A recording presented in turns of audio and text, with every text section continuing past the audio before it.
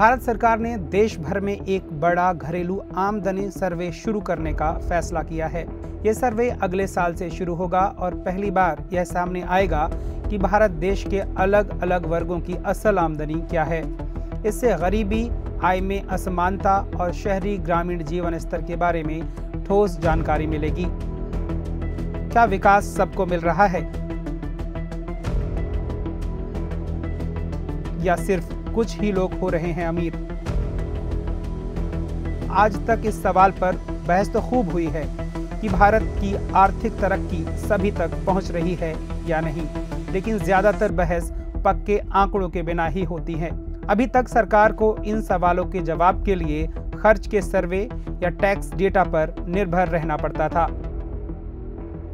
World inequality lab की एक report के मुताबिक भारत में 1947 से लेकर 1980 तक इनकम में थोड़ी समानता थी, लेकिन पिछले 25 सालों में अमीर और गरीब के बीच की खाई और गहरी हो गई है। 2022-23 तक देश की कुल आमदनी का 60% हिस्सा सिर्फ 10% अमीरों के पास था, जबकि नीचे के 50% लोगों को सिर्फ 15% हिस्सा मिला। 2017 का खर्च सर्वे क्यों छिपाया गया?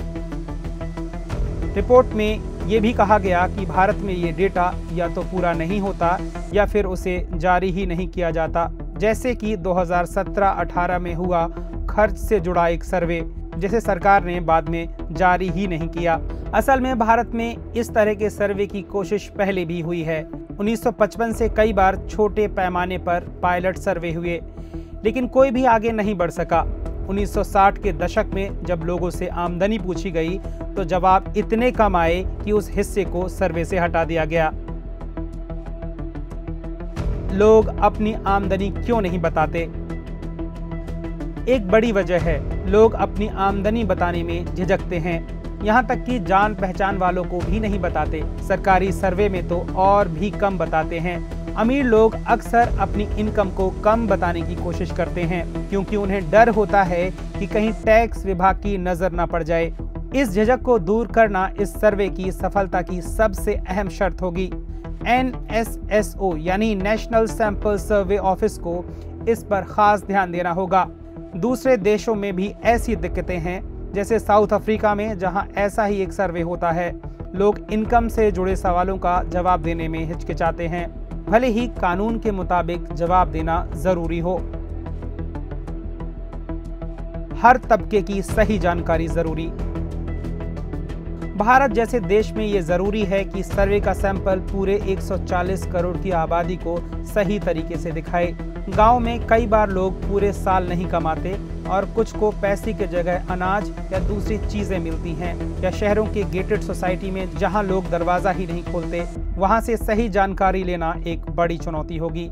जब सर्वे करने वाली टीमों को ऐसे परिवारों से जानकारी नहीं मिलती तो वे किसी और को शामिल कर लेते हैं, लेकिन इससे पूरा सैंपल बिगड़ जाता है और नतीजे गलत हो सकते हैं।